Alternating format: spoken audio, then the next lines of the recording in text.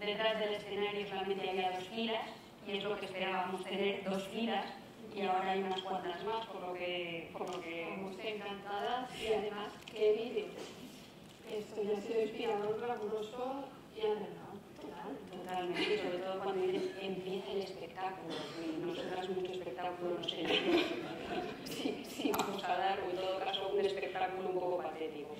De todos modos, enlazando con lo que hemos visto en el vídeo, y para que nadie se lleve una decepción o para que no induzca error, ahí han aparecido grandes escritoras, ha aparecido Jane Austen, ha aparecido Nancy Mitford, y en realidad Pilar y yo vamos a hablar ella va a hablar de Stella Gibbons y de Penelope Fitzgerald, perdón, mi inglés es buenísimo, y yo voy a hablar de Jane Bowes y de Dorothy Parker, que eran las primeras escenas, creo que era la película de Alan Rudolph, que es como se llamaba, Dorothy Parker, la señora Parker y el círculo vicioso. Eso es. Pero vamos a hablar de 4 autoras porque la cabeza ya no nos da para más. Sí, además 4 autoras que dan para muchísimo, entonces para una hora que tenemos tampoco era plan de extendernos más. Pero yo insisto y no quiero ser pesada, qué vídeo.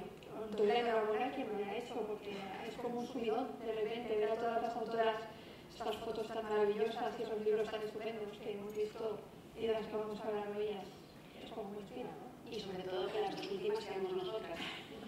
Entre ellas, eso es lo más inspirador de todo, de repente sentirse entre Jane Austen y Penelope Fitzgerald y Nancy Mitford, pues bueno. Yo muy glamurosa no me he visto, pero bueno, lo primero que queríamos explicar Pilar y yo, y es algo que ya hemos comentado en las 2 radios en las que hemos ido a lo largo del día, es el porqué del título. El porqué del título de cuando el glamour es underground, porque en principio parece que la palabra glamour y la palabra underground formarían parte un poco de esa figura retórica que se llama los símbolos, sería un poco como aquello de fuego helado, parecen agua y aceite, parecen 2 cantidades, 2 conceptos que se excluyen. Pero en realidad nosotras no lo vemos así. Yo cuando pensamos en el título me acordé, por ejemplo, de aquel grupo musical tan famosísimo que se llamaba la Velvet Underground, donde ya se juntaba el brillo y el glamour del terciopelo con esa marginalidad o esa periferia que buscaba el underground, ¿no? Luego Pilar tiene también una teoría etimológica, sí. Porque ella habla inglés, yo no, entonces lo va a explicar muy bien. Sí, yo lo contaba hoy y me da un poco de pudor porque la filóloga es ella, pero bueno, he estado investigando un poco, pero algo a una conclusión he llegado y es curioso porque claro, la palabra glamour hoy todos la tenemos muy clara, la asociamos a las alfombras rojas, las estrellas, Nicole Kidman, etc. Pero glamour viene de una palabra inglesa que es glamour y significaba hechizo. Entonces, originalmente, el hechizo, el glamour, era la sensación visual que te cegaba, que te obnubilaba, te hacía ver las cosas de una manera más hermosa de lo que realmente eran.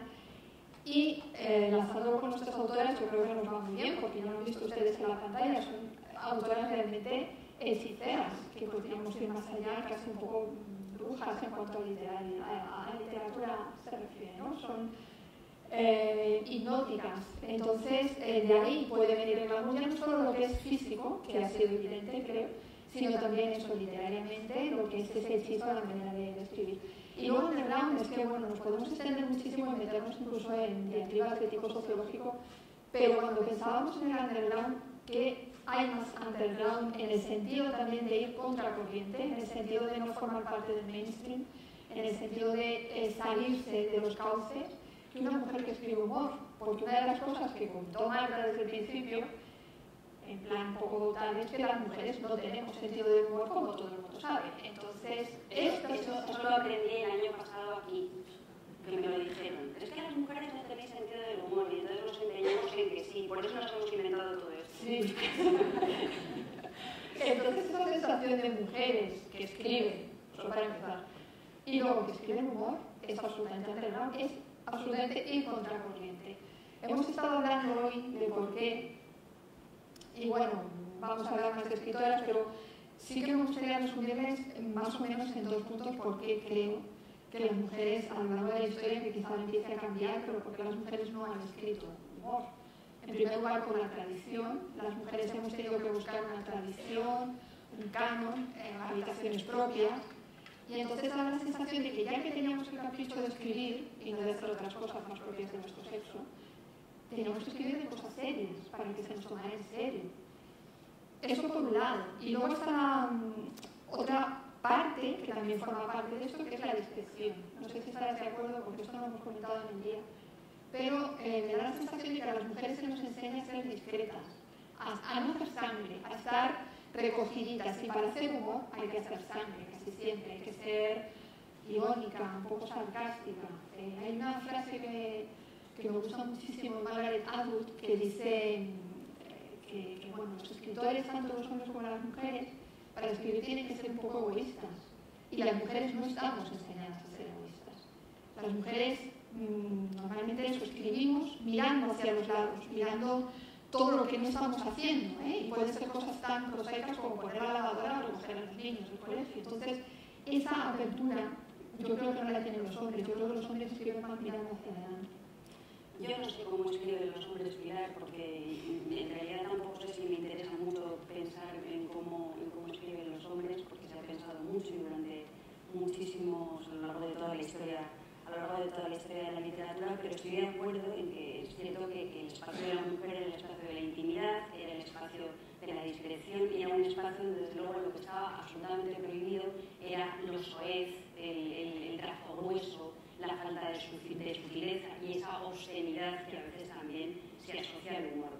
Yo, por volver a lo del glamour y lo del underground, que a mí me gusta mucho porque el título me lo inventé yo, y esto lo digo ya cuando estoy muy orgullosa de este título que yo me inventé.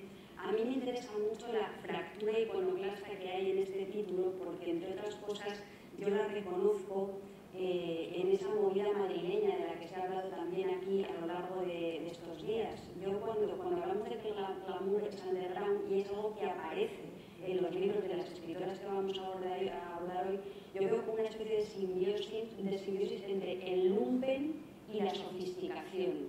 Y esa simbiosis entre el lumpen y la sofisticación yo la reconozco, por ejemplo, en la época de Almodóvar y McNamara, cuando existía una revista que se llamaba La Luna de Madrid y había una sección que se leía Patifusa, que supuestamente era Fabio McNamara o Almodóvar, o los dos, vaya usted a saber, donde aparecía esa fusión, esa fascinación por el brillo, pero al mismo tiempo la necesidad de que ese brillo fuera una manera de meterle el dedo en el ojo a la sociedad bien pensante, que es un poco también lo que hacen nuestras autoras. Yo estudiando a Dorothy Parker he encontrado una frase que les voy a leer ahora. Bueno, Dorothy Parker era una señora genial por muchas razones. Cuando ella era pequeña, esto a mí me gustó mucho, a la Inmaculada Concepción le llamaba combustión espontánea. Cuando esto lo hace ya una niña de 11 o 12 años, imagínense lo que podría ser más adelante, ¿no? Entonces, en el prólogo precisamente del libro de Dorothy Parker que yo les quiero comentar y compilar con todos ustedes, hay una frase que para mí es esa encarnación de esa bestialidad, y es una frase que podría haber dicho Almodóvar perfectamente.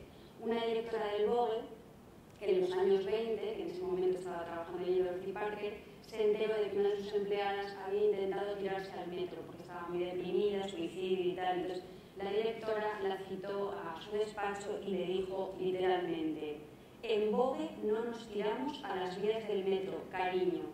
Si no hay más remedio, tomamos somníferos. No me digan ustedes que esta mezcla, por una parte, de bestialidad underground, de sentido marginal de la vida y de glamour, no podía haber estado perfectamente en boca de la Marisa Paredes, de La Flor de mi Secreto, o de Pepi, o de Lucy, o de Bol, en la época más esplendorosa de Almodóvar. Entonces, a mí, insisto, me interesa mucho esa acepción del glamour como manera de que el brillo meta el dedo en el ojo a la sociedad bien pensante. Y luego, desde el punto de vista sociológico, que esto también lo hemos comentado antes, y me parece muy importante, dado que estamos en una semana de la risa fundamentalmente dedicada al underground, y no sé qué pensarán los undergrounds de todo esto, es que yo creo que con el paso de los años del underground solo queda el glamour. Toda esa marginalidad, todo ese habitar la periferia cultural acaba siendo fagocitado por el mainstream del que hablaba hace un momento Pilar, e incluso el underground se termina convirtiendo en una marca y pasan cosas tan sorprendentes como algo que vi yo el otro día en la televisión que me estremeció muchísimo, y es que los dos hijos del conde Lequio, a quien por cierto Belén Esteban llama con mucha creatividad lingüística el condelé, y habría que pensar hasta qué punto Belén Esteban no es un poco como la cara oculta de la luna de ese glamour underground de Nancy Mitford. Es otra cosa, pero bueno, ella también tiene su creatividad lingüística y es socialmente muy representativa. Bueno, pues los dos hijos del condelé, el que tiene con Ana Obregón y el que tiene con Antonia Delate, en un periodo de tiempo muy cortito de 24 horas, declararon los dos en la televisión que se dedicaban a componer música underground. Y entonces uno dice, ¿en qué ha quedado el underground? O sea, si el hijo del conde Lequio y Antonia Delate compone underground, ¿qué hicieron en su momento la Polla Records?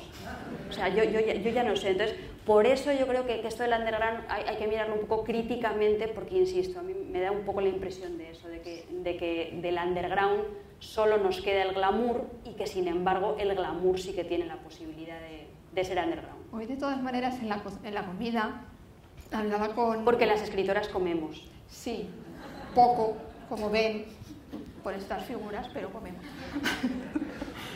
Pues hoy en la comida hablábamos precisamente de, bueno, un poco de lo que dices, y no tiene nada que ver con estas escritoras, pero es que esto va derivando. De que hoy día, yo no sé los hijos del condelé, pero como que da la sensación de que ya no puede haber underground. Y hemos llegado a conclusiones como muy interesantes, y es que underground en realidad es como sinónimo, o debería ser sinónimo de marginalidad. Porque hoy día, ¿qué es el underground? ¿Qué es lo que entendemos históricamente como underground? Cuando la gente no conseguía publicar o no conseguía que su música saliera en determinadas casas de discos, y entonces pues como que se lo hacían ellos mismos, y entonces quedaba eso underground, ¿no? Como bajito.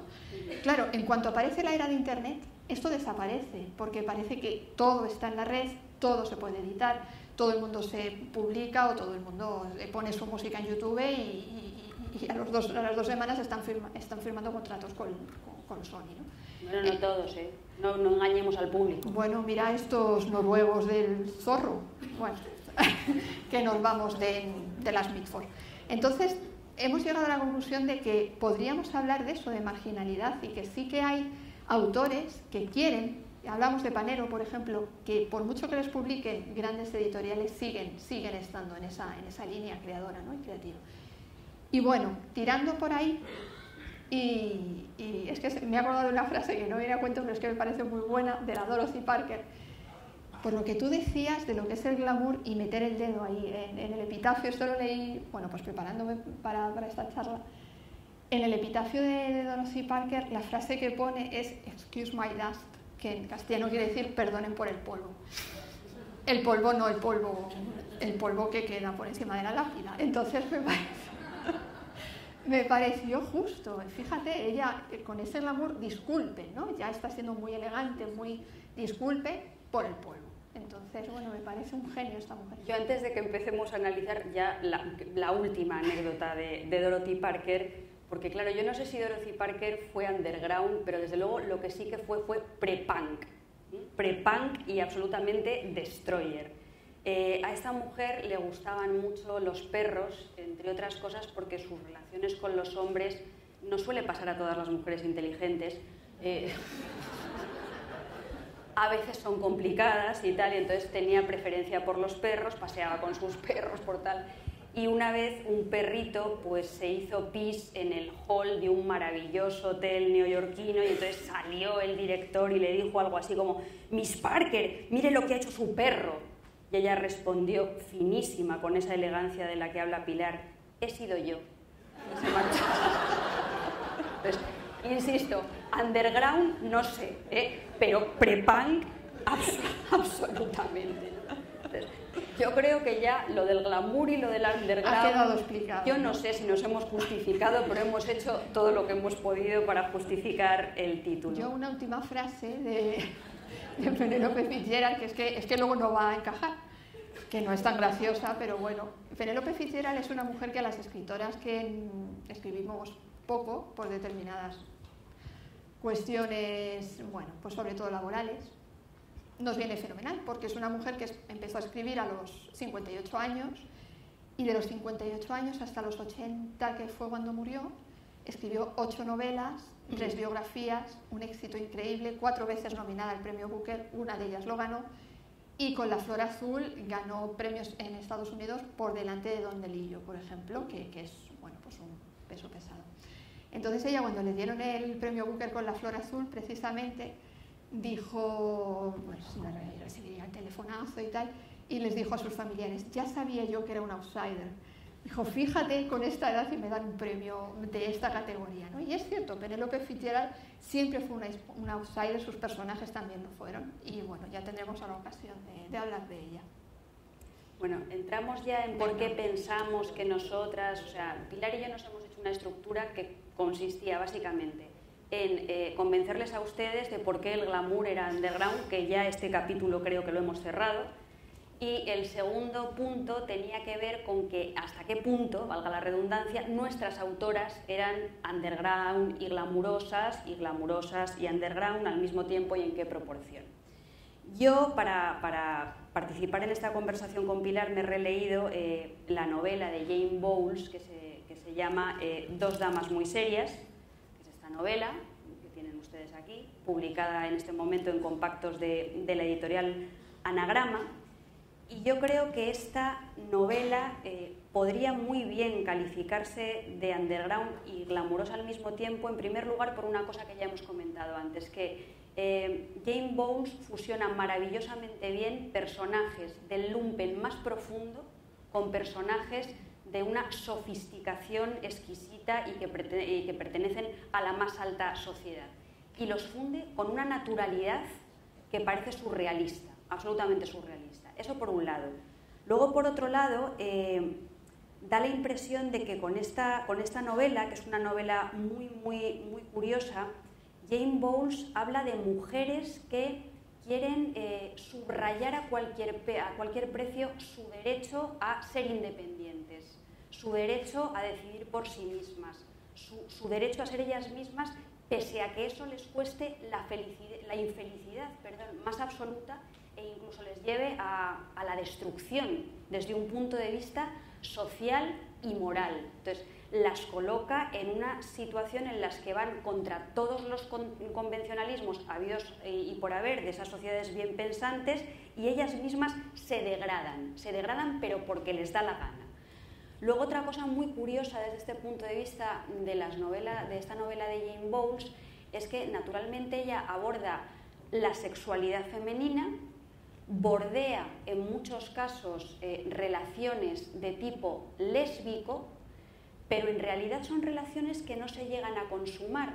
Es más, ella juega a que las mujeres sean más unos personajes asexuados, lo cual para muchas feministas contemporáneas que analizan la obra de Jane Bowles implica que eso es más agresivo para un lector varón, una mujer asexuada, que una mujer hipersexualizada. Entonces, en este sentido yo creo que Jane Bowles es un precedente, ¿no? Luego hay otra cosa muy curiosa en esta novela, y es que los comportamientos delictivos se normalizan todos. Igual que en las primeras películas de Pedro Almodóvar, no sé si ustedes recordarán, allí la gente se pinchaba, esnifaba, fumaba María, se autoinfligían heridas me acuerdo una de McNamara con una especie de, una Black & Decker de estas, se hacía sangre y ahí le estaba echado más, todo era maravilloso. Entonces, todo es normal. En las novelas de Jane Bowles todo es normal. Es normal que los personajes estén bebiendo desde la mañana hasta la noche.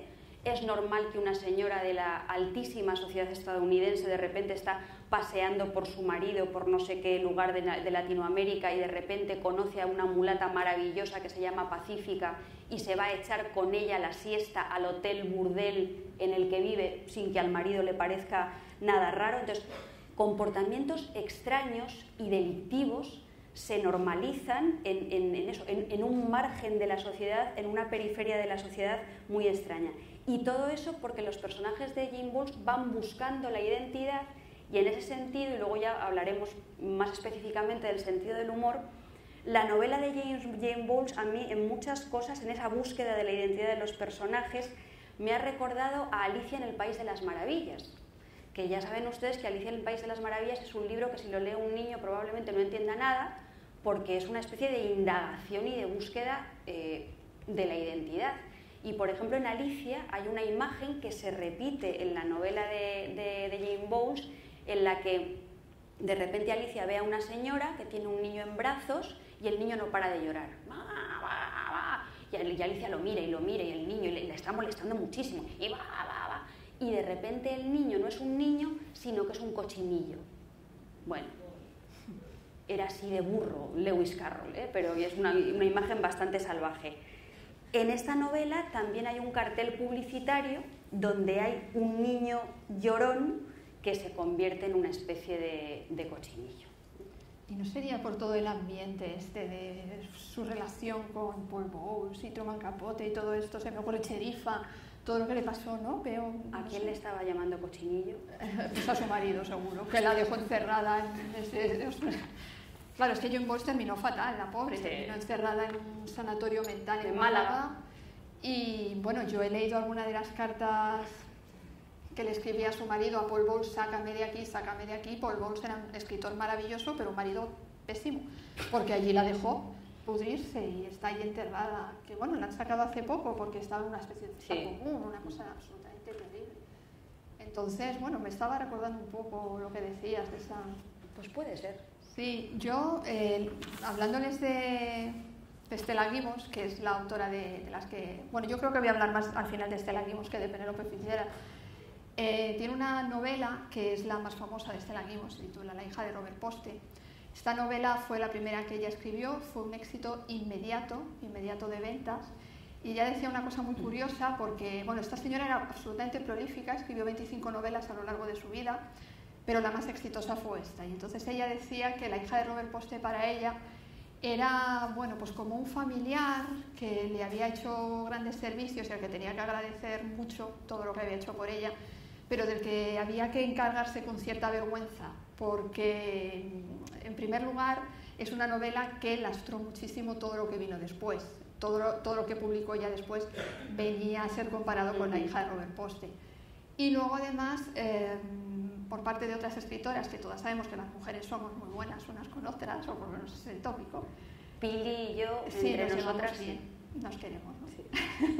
Bueno, pues hubo escritoras como, por ejemplo, mi queridísima Virginia Woolf, que cuando esta novela, de las que les voy a leer un pequeño parrafito ahora, ganó el premio Femina, arremetió absolutamente contra ella, dijo, 40 libras para esta autora. ¿Quién es esa autora? ¿Qué es lo que ha escrito? Porque claro, Virginia Woolf estaba escribiendo literatura a otro nivel y esta es una novela de humor. Y como hemos dicho desde el principio, las escritoras no escribimos de humor. Entonces era como esa sensación de que tenía que cargar con el éxito apabullante de La hija de Robert Poste. Hay una cosa muy curiosa que le ha pasado a varias escritoras cuando esta novela salió y tuvo ese éxito tan inmediato. Uno de los críticos, que bueno, puso muy bien la novela, terminó con la puntada de que obviamente esta novela no la había escrito una mujer, y menos una mujer periodista, que era el caso de Stella Gibbons, que siempre ejerció el periodismo, y que en realidad Stella Gibbons era el seudónimo literario de Evelyn Waugh. Esto, que se quedó tan ancho el señor, no es algo nuevo. Le pasó también, no sé si lo saben, a Mary Shelley, la autora de Frankenstein. Cuando ella publicó Frankenstein, que es una grandísima obra, el señor Sir Walter Scott dijo que esa obra obviamente no la había escrito una niña como Mary Shelley, sino que se la había escrito su marido Percy Shelley. Y también se quedó tan ancho. Y luego además es curioso porque se ha hecho una edición conjunta, hace poco ha sido publicada en Espasa, donde se ha comparado los fragmentos de Mary Shelley con los fragmentos de Percy Shelley, los arreglillos que le hizo, y han resultado ser mucho mejores literariamente los de Mary Shelley, no con los apaños que le hizo el marido y que se han descubierto ahora.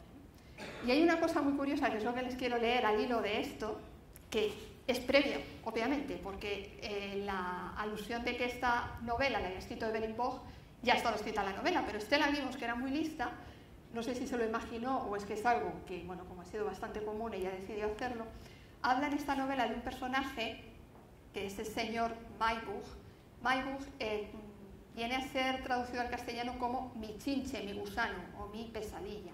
En realidad el personaje es Meyerbeer, pero ella se refiere ahí todo el rato como Meyerbeer. Es un personaje literario espectacular, que ahora les voy a leer, ya les digo un párrafo, y en realidad es como una especie de trasunto de D.H. Lawrence. ¿Qué es lo que hace Stella Gibbons en este libro? Y ahí enlazo un poco también con el tema, no crean que me he ido. Ella lo que hace es mezclar totalmente la vida glamurosa de Londres, lo que son los bailes, los encuentros entre señoritas totalmente desocupadas, con la vida rural inglesa de la época. Y no una vida rural de casa rural a la que podamos ir ahora, sino la vida rural absolutamente detestable de unos campesinos que son los Starkadder que se han quedado ya no en la época victoriana, sino en la época de la prehistoria. ¿Qué ocurre? Muy brevemente, la hija de Robert Poste, que es la protagonista de este libro, se queda huérfana con 20 años y decide que no quiere trabajar, que quiere vivir de familiares que cuiden de ella. Escribe una serie de cartas y los únicos que la responden son estos Starkadder que les digo, que son estos aldeanos que viven en Sussex, en la zona sur de Inglaterra, y entonces ellos la reciben. Cuando ella llega allí se espeluzna, pero ella es una chica muy ciudadana, muy cabal, y entonces decide que les va a solucionar la vida. Ella tiene un libro estupendo que se llama Pensées, y luego tiene otro también que es El sentido común de índole superior, se titula así, esto es una invención obviamente de Stella Gibbons. Entonces es como el resto victoriano de lo que queda en la época, para dar a entender que ella es una especie de Emma de Jane Austen que va a ir allí a ponerlo todo en orden. Y conoce a este señor Meyerbeer del que les hablaba, que, como les digo, es una especie de parodia salvaje de D.H. Lawrence. Y él tiene la teoría, y a esto iba después de todo esto, de que en realidad, ¿qué es eso de que las hermanas Brontë escribían? ¿Qué es eso de que Cumbres Borrascosas lo ha escrito Emily Brontë? Eso es absolutamente imposible, porque una mujer no puede escribir una novela tan buena, insistimos. Entonces él tiene la teoría, que está ahí dándole vueltas al título, a ver qué título le pone, un título oculto y tal. Él tiene la teoría a partir de unas cartas que ha encontrado de una tía, absolutamente también inventadas por Stella Gibbons, en las que se dice que en realidad era Branwell, que era el hermano de las hermanas Brontë, el que escribía estas novelas. Branwell ha quedado en la historia como una especie, un borracho que estaba todo el día en la taberna bebiendo ginebra, y las hermanas estas pues tenían que cuidar de él y escribían y luego publicaron con seudónimo, etc. Pero el señor Meyerbeer tiene la teoría de que en realidad era Branwell el que escribía las novelas totalmente pues encubierto, como muy sacrificado, porque esas mujeres que eran unas alcohólicas, y él iba a la taberna en realidad a conseguirles ginebra a estas tres mujeres totalmente dejadas, echadas a perder, ellas eran las borrachas y él en realidad era el escritor, como es obvio que va a ser el escritor, pues el hombre. Entonces ya no se lo leo, porque ya se lo me he lanzado. Hay una cosa buenísima. Evidentemente Pilar conoce mucho mejor la novela que yo la leí, me hizo mucha gracia. Creo que el personaje de la hija de Robert Post, escribí en una reseña que hice para Público, cuando el diario Público todavía existía. Es una especie como de Mary Poppins, es un personaje que al final termina siendo un poco mágico y que les arregla la vida a todos con esa especie de racionalismo del libro, de no sé si autoayuda o de le arregla usted la vida en 5 minutos, y es muy cómico. Pero hay dos momentos que si me equivoco tú me corriges. Hay dos momentos geniales. Uno se lo voy a dedicar a Juan Bas, que se ha equivocado esta mañana en Facebook, es para desfacer el entuerto. Hay en un momento determinado que están como en la casa de un predicador, sí, y entonces el predicador suelta una frase que a mí me llegó al alma, que les dice a la gente que les estaba ahí escuchando, dice: en el infierno no habrá mantequilla. Creo que esto, decírselo a un inglés de dieta rural, es como matarlo para siempre, ¿no? Esa es una. Y otra maravillosa, que enlaza con esa crítica metaliteraria permanente que hay en la hija de Robert Post, y que también luego veremos hay en la poesía de Dorothy Parker continuamente. Hay una parodia metaliteraria que conecta, yo creo, mucho a las dos autoras. Hay un personaje que creo que es el de la abuela Ada, que es un personaje misterioso que está por la casa porque dice que una vez vio algo sucio en la leñera. Dice, una vez vi algo sucio en la leñera, como si en la leñera hubiera visto, yo qué sé, te imaginas una fornicación múltiple, un demonio, no sé, haciendo una felación a Bambi, yo no sé, cualquier cosa. Te puedes imaginar las cosas más horribles del mundo y tal. Y en eso, evidentemente, hay una parodia abiertísima y yo creo que bastante cruel hacia esa sexualidad que en las novelas de D.H. Lawrence era absolutamente fundamental y vamos, son el sostén de muchísimas novelas de D.H. Lawrence. Y luego hay otra cosa buenísima, y es que la parodia que hace Stella Gibbons no se reduce solamente a esas frases, a esas referencias, sino que ella escribe capítulos enteros a la manera de determinados estilos literarios que a ella le parecen atrozmente cursis o bueno, lo peor, y lo hace de maravilla. Sí, sí, ella efectivamente hace toda una parodia y además de manera consciente, que ahí se ve muchísima inteligencia, ya no solo que sea una novela con la que te ríes muchísimo, es que si empiezas a profundizar ves efectivamente esa parodia que decías de D.H. Lawrence, ves parodias, yo ya no sé si tanto de Thomas Hardy como de las novelas que se hacían a la manera de Thomas Hardy y de Mary Webb. Mary Webb es una autora que no ha llegado a nosotros, pero era lo que se llama una especie de rustic melodrama, ¿no? Una especie de lo que es el pesimismo rural absoluto inglés, en el que todos, pues eso, lo que vemos es Thomas Hardy, que de repente uno se enamora de otro, a este se le cae un árbol encima, entonces este se casa con un hombre al que no quería, al final descubre que el otro que había muerto lo hizo por ella porque la amaba y se tiró el árbol, qué sé yo. Son melodramas rurales, verdaderamente terribles, y ella con un humor, eso que llamamos el humor inglés, que nunca sabemos muy bien qué es, ¿no? Pero que lo reconocemos cuando lo vemos en las series, esa manera de reírse así como de medio lado, de que nos da así una vergüenza ajena y ya casi propia de decir no quiero ver más esto, esos juegos de meter el absurdo en situaciones absolutamente normales, una situación normal de una persona que va al supermercado y de repente se encuentra una jirafa, qué sé yo, situaciones absolutamente absurdas. Ese humor inglés está absolutamente presente en las novelas de Stella Gibbons, parodiando, como decía Marta, con juegos metaliterarios y alusiones continuas a esa parodia de Thomas Hardy. Por ejemplo, lo que estaba diciendo Marta de los personajes de los Starkadder, la abuela Ada, además de ver algo sucio en la leñera, está metida en el ático, es algo como muy romántico, ¿no? ¿Qué más romántico que una señora metida en una habitación de la que no sale? Pero sale de vez en cuando, concretamente una vez al año, para hacer el recuento. ¿Qué quiere decir el recuento? Ella dice que siempre ha habido Starkadders en la granja donde están, que es Comfort Farm. Entonces siempre ha habido allí Starkadders, por lo cual ninguno se puede ir, todos tienen que estar allí. Entonces ella baja y hace el recuento, los cuenta. Y entonces ve si alguno ha muerto o no, y luego ya sube otra vez. Y hay un personaje también muy bueno, al hilo de lo que dice Marta de H. Lawrence, esa especie de erotismo rural, ¿no? Pues que vas por el campo, que hay más agradable que ir por el campo y de repente ver un árbol y ponerte debajo del árbol.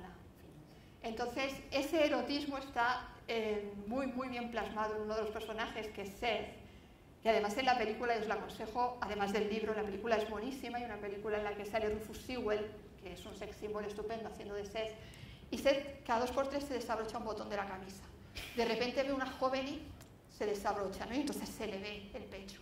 Luego ve a otra y se desabrocha a otro. Y llega un momento que dices, este hombre debe de tener una camisa kilométrica de 30 botones, porque es que ya no le quedan botones que desabrocharse.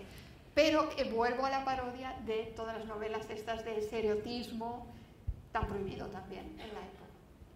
En ese sentido, como les estaba comentando antes, Stella Gibbons y Dorothy Parker se parecen mucho, porque ella tiene muchísimos poemas en los cuales hace parodia de la poesía americana tradicional y tal, y de la poesía grecolatina, y de repente tú estás leyendo un poema que parece, pues eso, un calco de la poesía más convencional, más correcta, más ortodoxa, y al final mete un último verso en el que tú oyes, es como si la aguja del tocadiscos si de repente hubiera rayado absolutamente todo y echado por tierra absolutamente todo, ¿no?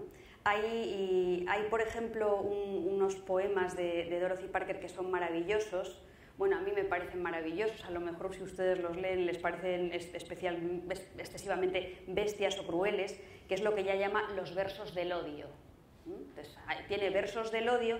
Lo mejor de los versos del odio es que dedica versos del odio a los hombres, las mujeres, los maridos, los pesados, los universitarios, los actores, las actrices, los parientes, los bohemios, los jóvenes, los cobardes, etcétera, etcétera, etcétera. No deja títere con cabeza. Y son filípicas que no son breves, en este caso no son epigramáticas, son folios y folios y folios y folios de razones por las cuales odia a las mujeres, odia a los hombres. En el odio a las mujeres de Dorothy Parker es donde yo encuentro su lado más underground y el lado que la conecta directamente con una forma del feminismo contemporáneo que es el que yo creo que, por ejemplo, practica en este momento Kathleen Moran en su libro Cómo ser mujer, que consiste en que el feminismo pasa, en primer lugar, por la autocrítica. O sea, el feminismo pasa por el reconocimiento de los comportamientos, de las conductas femeninas que nos minusvaloran desde nuestra propia práctica y desde nuestras propias actitudes. Entonces, eso que ahora Kathleen Moran cuenta con tantísima gracia en ese libro de Cómo ser mujer, que es uno de los que yo recomendé para la Semana de la Risa cuando me lo pidió Juan, está ya en Dorothy Parker y de una manera bastante salvaje. Por ejemplo, eso que les decía yo antes de las mujeres inteligentes y los hombres que nos equivocamos y tal, en realidad lo digo por las otras. Yo llevo 30 años de feliz matrimonio. Decía Dorothy Parker, dice, a los hombres solo les pido 3 cosas. Tienen que ser altos, despiadados y estúpidos. Que efectivamente son los hombres que pasaron por su cama a lo largo de su vida, ¿no? Entonces, por una parte yo creo que esa faceta feminista undergroundiza, si me permiten el neologismo, mucho a un personaje como Dorothy Parker, y luego también su sinceridad descarnada, su irreverencia, su iconoclastia y su posicionamiento político. Dorothy Parker, en los años famosos que se han contado 50.000 veces de la caza de brujas en Estados Unidos, ella no se sabe con certeza si llegó a militar en el Partido Comunista, pero sí que se sabe que era simpatizante, era muy amiga de Lillian Hellman, por ejemplo, y eso le valió muchos insultos y muchas amenazas en su país. Por ejemplo, consideraban que Dorothy Parker tenía una forma de militancia chic. Igual que ahora hay a determinados intelectuales o a determinados artistas que cuando se comprometen se dicen que son de la izquierda del caviar, pues a ella le decían, yo hay veces que yo lo que llamo más rojos de Clicquot, que también está muy bien, como la viuda de Clicquot, el buen champán. He hecho un chiste muy bueno. Pero ha sido tan bueno y tan sutil, ¿ves cómo no sirve? Que el humor tiene que ser más brusco y más bestia. Es que hoy hablábamos, perdona, un exceso. Yo decía que a mí me gustaba la risa por debajo del bigote, así, así. Y Marta dice que no, que a ella le gusta la carcajada grande, sí. Y efectivamente. No. Entonces mi nivel de frustración ha sido terrible, claro. Bueno, pues ya les digo que ese posicionamiento de Dorothy Parker en un momento muy delicado de la historia de los Estados Unidos, pues a mí me parece que también es bastante marginal, que la coloca en una periferia peligrosa y que demuestra su talante, por lo menos antisistema. De hecho, ella en uno de los poemas acaba diciendo algo así, cuenta una larga lista de desgracias que le van acaeciendo y al final dice, eso me pasa por ser antiamericana, que es de lo que la acusaban permanentemente, ¿no? Yo, como me he quedado con ganas de leerles antes un textito, pues voy a aprovechar ahora con un breve inciso que espero que no me pase del inciso y al final termine por no leer otra vez. Al hilo de lo que decías de los párrafos, que ella escribía con esa mala uva muy propia de Stella Gibbons, y yo creo que ella ya, fíjense, era su primera novela, pero ella ya sabía un poco por dónde le iban a venir los ataques por todos los lados. Si los que han leído el libro y los que se lo vayan a leer en el futuro, que yo les animo, lo van a ver en la primera página, no les voy a desvelar absolutamente nada. Ella escribe una especie de prefacio dedicado al muy ilustre escritor, académico, etc., Anthony Puckworthy. Anthony Puckworthy no existe, es un señor que ella se inventa como otras muchísimas cosas, aunque detrás sí que se ve que está el escritor Hugh S. Walpole, que era un escritor, pues eso, como un poco embolado, un poco... Entonces ella le hace esta nota preliminar antes de todo lo que es la novela de la hija de Robert Poste, diciéndole que claro, ella es una pobre periodista que lleva 10 años ejerciendo la profesión y que qué cosas no habrá aprendido totalmente perversas que le hayan destrozado absolutamente el estilo literario de lo que es un estilo literario de verdad. Entonces ella, para inventarse, todo esto con mucha ironía, lo que hace es que en la novela mete 1, 2 o 3 asteriscos delante de los párrafos que ella considera que son alta literatura. Esto es como las estrellas Michelin o la calificación de los hoteles del mundo mundial. Entonces, les voy a leer esto porque es que no tiene desperdicio. Miren.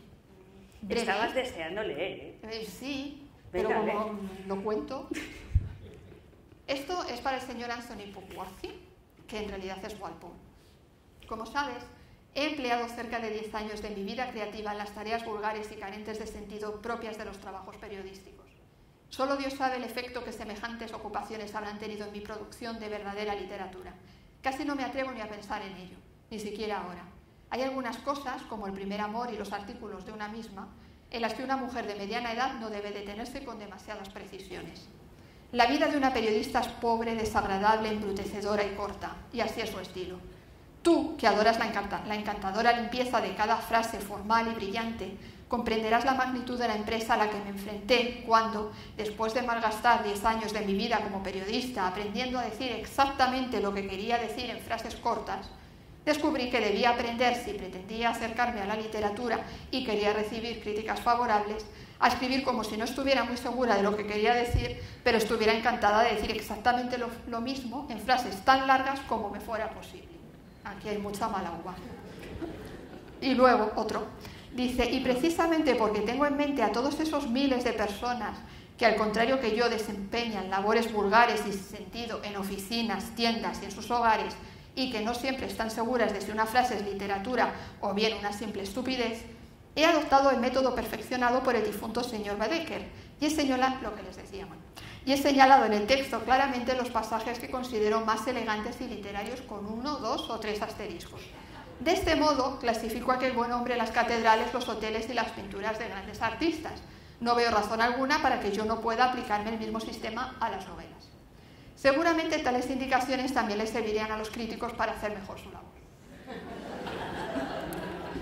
Bueno, para contrastar con el humor inteligente y la sutileza de Stella Gibbons en La hija de Robert Post, y ya que Pili ha leído, yo también voy a leer, pero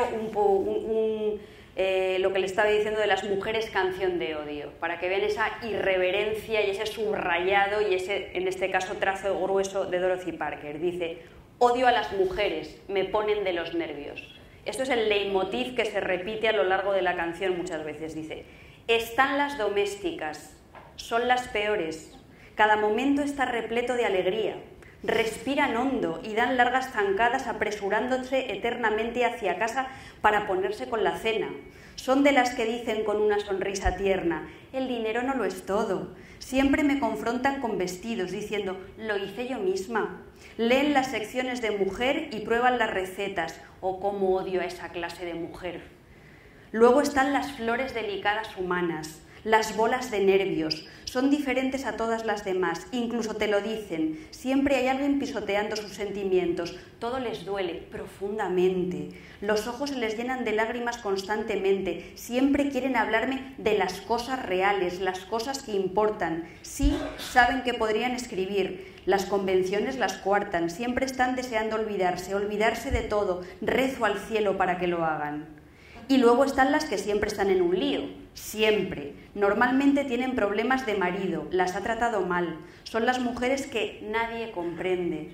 Esbozan sonrisas tenues y melancólicas y cuando se les habla se sobresaltan. Empiezan diciendo que deben sufrir en silencio. Esto como las hemorroides, añado yo. Nadie sabrá nunca y entonces entran en detalles. Luego están las muy informadas. Son un peñazo. Se saben todo lo que hay y te lo dicen encantadas, como Pili y como yo. Creen que su misión es corregir las malas interpretaciones. Se saben fechas y segundos y nombres. Verdaderamente rezuman actualidad. ¡Ay, cómo me aburren! Y bueno, etcétera. Sí, sigue, tiene, ya les digo, absolutamente para todo. Bueno, yo creo que nos están encendiendo ya la lucecita por resumir, porque además de la pobre Jane Bowles también hemos dicho muy poquito. El sentido del humor de Jane Bowles es muy compasivo, y el sentido del humor de James Bowles, si ustedes leen Dos damas muy serias, se darán cuenta de que a veces es charlotesco. Hay algo triste en escenas que parecen de los hermanos Marx, porque son muy rápidas, muy aceleradas, pasan cosas muy absurdas en muy poco tiempo. Hay un pozo ahí de piedad muy triste. En cuanto al humor de Dorothy Parker, yo hay veces que creo que lo que le pasa a Dorothy Parker, y se le nota mucho en los poemas, es que utiliza el humor como una coraza.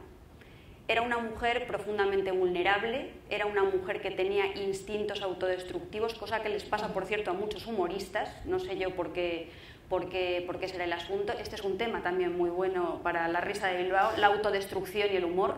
Esto hay que apuntarlo. Y entonces ella era descarnadamente graciosa, descarnadamente satírica, yo creo que para protegerse de la posibilidad de ser sincera y quedarse en un momento desarmada, ¿no? Intentó suicidarse 2 veces, de hecho estamos... Sí, y de hecho ella escribió un relato maravilloso que se llama Una rubia imponente, donde utiliza una técnica que la hermana mucho con Jane Bowles, porque sus personajes, esos personajes sobre los que experimenta esa compasión, esa piedad, parecen un poco guiñolescos, parecen un poco figuras de guiñol. Entonces hay algo que se mezcla lo triste con lo cómico, para darle al lector muchas veces como una especie de patada en la boca del estómago. Sí, porque fíjate, es curioso, estamos hablando del humor, pero ese cuento lo eligió Augusto Monterroso para la antología del relato triste. Es que es muy triste. Sí. Yo, la verdad es que de la pobre Penélope tenía también previsto leerles un trocito y se lo voy a leer. Pero muy breve, porque lo que queremos es que participen ustedes ahora haciendo preguntas o comentando. Esta novela Inocencia, vamos a ver, Penélope Fitzgerald graciosa no es. Pero no tiene nada que ver con Stella Gibbons, absolutamente nada. Pero sí que es cierto que es inglesa y tiene una manera muy retorcida, muy retorcida. Yo creo que incluso ella, que era así chiquitilla y tal, y debía de ser eso, una manera... En su trato diario va a salir ahora una biografía que yo tengo unas ganas increíbles de que salga ya, sale en noviembre en inglés. Me da la impresión de que ella también tenía que ser un poco puñeterilla, y escribiendo también lo es. Y simplemente les quiero leer un parrafito de 10 líneas. Les pongo un poquito en antecedentes. Inocencia es la historia de 2 personas. Penélope tenía un término que se inventó ella para definir su narrativa, que era el término tragifarsa. No tragicomedia, sino tragifarsa. No llega a ser comedia en realidad, pero sí que hay mucho de trágico. Entonces, es según todo el mundo, y es cierto, es su novela más inspirada en Shakespeare, pasa todo en Italia, habla de un amor bastante incomprendido, son 2 personajes también muy retorcidos, pero todo esto empieza con una historia del siglo XVI que es como una especie de antecedente familiar de lo que va a suceder luego en todas estas páginas. Entonces, habla de una niña que es enana, y los padres, para que ella no lo sepa y no lo pase mal, deciden rodearla de médicos, profesores, amiguitos, párrocos, todo el mundo de su misma estatura, ¿no? Para que ella no tenga ningún tipo de complejo.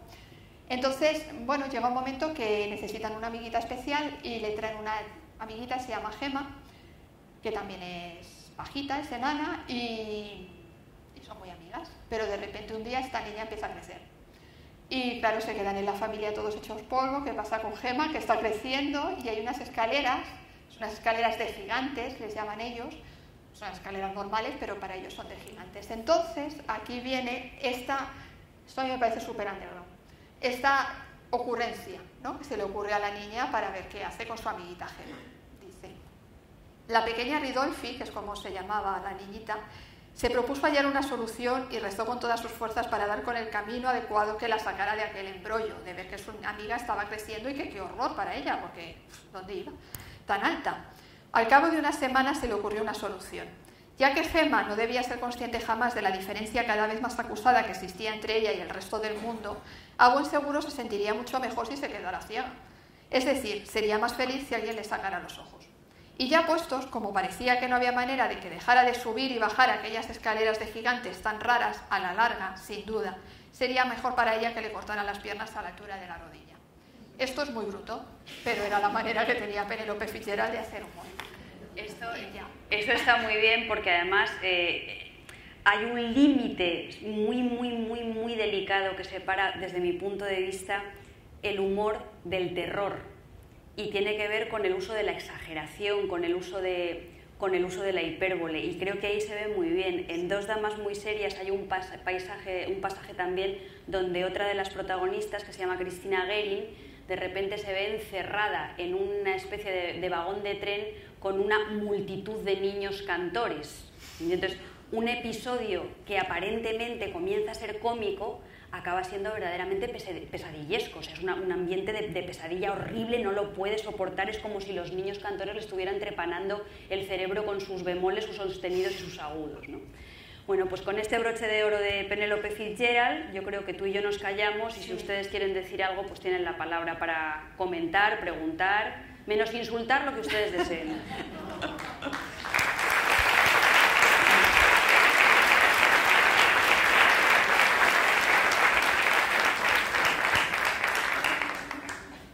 Creo que hay unos micrófonos por ahí, móviles, aquí está todo perfectamente organizado.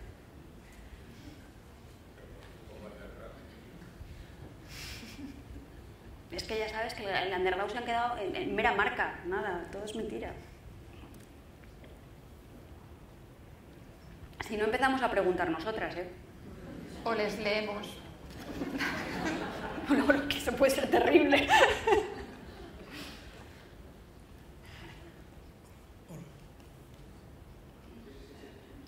Hoy quería preguntaros si, desde luego parece evidente que las mujeres leen más, ¿no?, actualmente, ¿no? Pero respecto a las escritoras, también el nivel de escritores o escritoras en España actualmente es superior entre las mujeres que los hombres. Y luego, un fenómeno como el de Corín Tellado sería impensable hoy. ¿Un fenómeno? Como el de Corín Tellado, sí, sería impensable hoy. Yo no creo que un fenómeno como el de Corín Tellado sea impensable hoy y de hecho yo creo que siguen existiendo ese tipo de novelas con las que yo no estoy familiarizada. Quizá hay veces que se ofrecen con la envoltura de otro tipo de literatura de prestigio, porque como yo creo que en el campo cultural contemporáneo lo que ocurre a menudo es que se confunde el criterio de cantidad con el criterio de calidad, pues hay muchas veces que escrituras muy parecidas por su nivel de exigencia a lo que podría ser las de Corín Tellado adquieren un lugar de prestigio en el canon porque son superventas. O sea, que yo creo que esos fenómenos se producen de una manera, si quieres, más perversa desde el punto de vista mercantil y empresarial. Respecto a los escritores hombres, los escritores mujeres, las lectoras, sí que es verdad que parece que por las estadísticas las mujeres leemos más que los hombres y esto lleva siendo así desde tiempos inmemoriales. Respecto a si hay más calidad entre las autoras o en los autores, yo en este sentido no me atrevo a establecer para nada una barrera de género. A mí hay escritoras mujeres que me gustan muchísimo, como puede ser Pilar Adón, hay escritoras mujeres que no me gustan absolutamente nada, hay escritores hombres que me parecen abominables y hay escritores hombres que me parecen excelentes, narradores, poetas o lo que sea. O sea que yo ahí sí que verdaderamente no veo que la diferencia de género sea significativa para determinar la calidad de unos y de otros. Sí, yo estoy totalmente de acuerdo y además ya ni siquiera en los temas. No, lo hemos hablado hoy a lo largo del día y bueno, tampoco hemos hecho un estudio como muy profundo, pero sí que me da la sensación de que se están equiparando los temas. En la tradición literaria escrita por mujeres siempre se ha tratado mucho el género intimista, el género epistolar, el género de muchas veces de autoflagelación. Da la sensación de que eso ya ha pasado porque ya tenemos esa tradición literaria por la que se ha tenido que luchar o que buscar durante tantos años. Pero desde luego trazar una línea entre literatura escrita por mujeres, hombres, en cuanto a calidad, es absolutamente imposible. ¿Te das por respondido?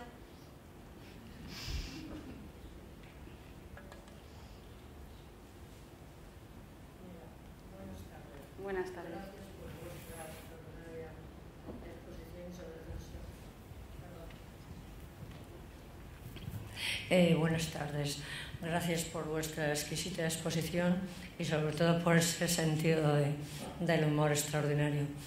Bueno, yo tengo mis dudas con respecto a hombres y mujeres. No con esto apoyo, ni soy feminista ni soy machista, neutral totalmente, ¿no? Pero sí que tengo, bajo mi punto de vista, una percepción de que en este país, el mío, como que escribe cualquiera. Aquí todo vale, todo es literatura. Sin embargo, en países, por ejemplo, como Suecia, no publica cualquiera. Y a veces también un libro. Mi pregunta es esta. Por ejemplo, a veces un mal libro puede venderse un montón por los medios que hoy día tenemos, internet, la televisión, y a veces no es ni el mejor libro ni la mejor literatura, y realmente me da mucha pena que eso sea. Gracias. Claro, pero fíjese, tiene razón en cuanto además hay todo tipo de alusiones al que aquí escribe todo el mundo. Hay una frase muy famosa que dice que en realidad en España hay más escritores que lectores. Y puede ser, porque he visto las cifras de lectores que cada vez bajan más. Pero fíjese, en cuanto a lo de publicar obras de una calidad discutible, yo en este sentido es que tengo sentimientos encontrados. Y le voy a decir por qué.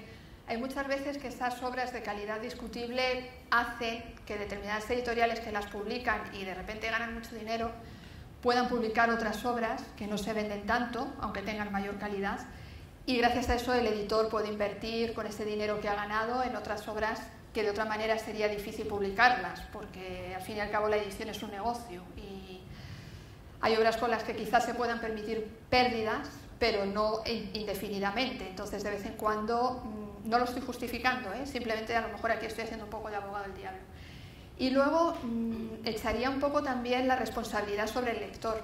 Si esas obras se venden es porque el lector las compra. Ningún editor o ningún medio de comunicación, ningún crítico va al lector a la librería y le dice compre usted este libro. Es el lector finalmente el que va a la librería a comprarlo. Y muchas veces los propios lectores nos quejamos, ¡ay, este libro! Te la pueden dar una vez, pero parece que reincidimos y volvemos otra vez al mismo autor, y muchas veces es porque si no parece que no tenemos tema de conversación, todo el mundo está leyendo el mismo libro y entonces nos dejamos llevar. Yo creo que ahí el lector debería ser más autónomo, tener más capacidad de crítica, no dejarse llevar tanto por lo que puedan decir los medios u otros y hacerse su propio canon. No sé qué opinas. Yo estoy de acuerdo contigo, como no podía ser de otra manera. Le agradezco a usted mucho su valoración de nuestra conversación, y en lo que yo no soy tan optimista como usted, y fíjese que yo creo que usted es optimista en su planteamiento, es en que yo creo que esto no pasa solamente en este país. O sea, yo creo que esa relajación del criterio editorial o esa manera de diluirse el criterio editorial en función de otros intereses que no tienen tanto que ver con la intrepidez literaria o con el riesgo literario, no es algo que ocurra únicamente en España. Yo creo que eso pasa en menor o menor grado. El caso de Suecia yo no lo conozco, a lo mejor es que usted lo conoce más directamente, pero yo creo que pasa algo muy parecido en Italia, que pasa algo muy parecido en Alemania, que pasa algo muy parecido en Francia, que en ese sentido la globalización y la comprensión de lo que es el mercado editorial, muchas veces reducido a mero mercado, es universal. Y que ojalá usted tuviera razón y solo pasar aquí, porque así tendríamos muchos países a los que emigrar. Pero no veo yo la posibilidad, la verdad. Sí.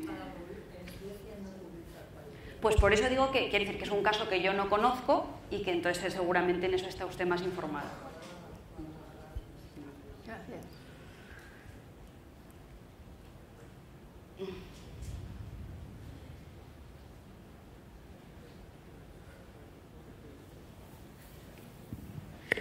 Buenas noches. Mira, es solo una curiosidad. Es que, bueno, hay varios casos. El caso de mujeres que escriben con seudónimo de hombre, ¿no? Pero el año pasado, trabajando en Cuba, me encontré una cosa que me llamó bastante la atención. Un escritor como José Martí escribió una novela que le llaman una novela ligera, no la he llegado a leer, con un seudónimo de mujer. Entonces, si tenéis algún conocimiento de eso, porque me parece que podría abrir también una vertiente interesante, ¿no? Hombres que escriben con seudónimo de mujer. Yo no tenía ni idea de esa novela de José Martí, pero a mí lo que me parece es que me imagino que José Martí haría eso porque relacionaría los contenidos de esa novela o la manera de abordar los contenidos de esa novela con un mundo de intimidad tradicionalmente asociado a la feminidad, y a lo mejor no se sentiría cómodo publicándolo como hombre. Es verdad que es muy interesante porque lo que se suele dar sistemáticamente a lo largo de la historia de la literatura es el caso contrario. También se podría dar ahora una especie de travestismo a la inversa, de que hombres se disfrazaran de mujeres para escribir el tipo de novela erótica light que está de moda. No sería extraño.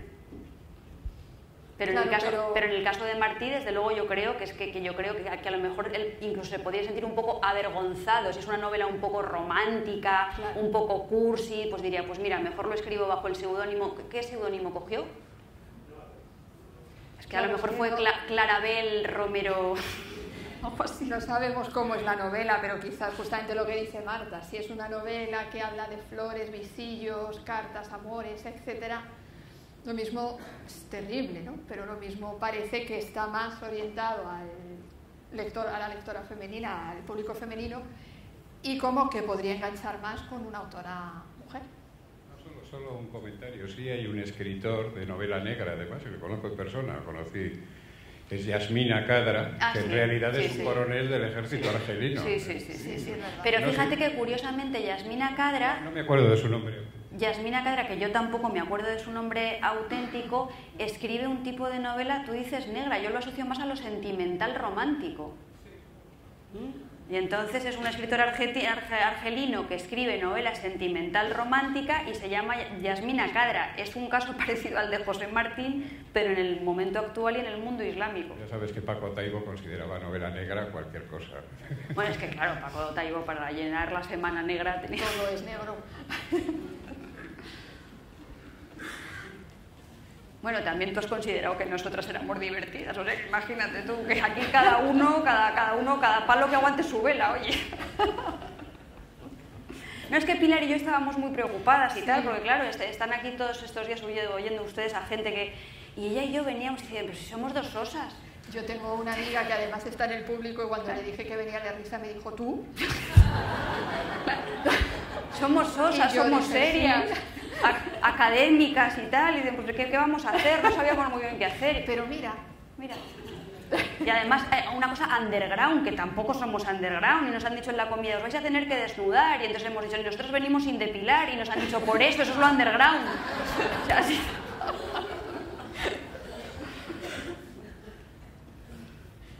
Por allí alguien.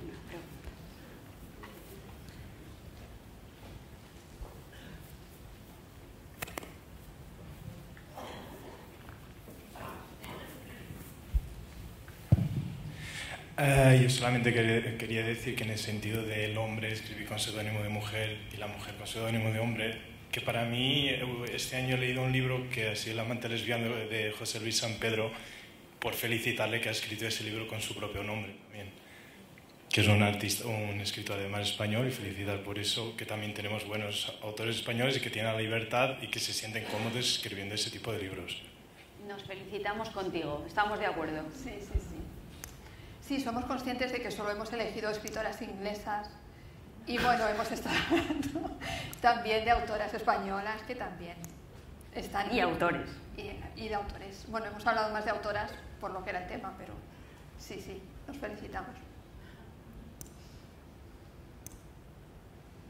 Bueno, les agradecemos mucho, desde luego, que hayan estado esta tarde con nosotras. Ha sido muy agradable por nuestra parte. Sí, más de lo que esperábamos, incluso. Sí.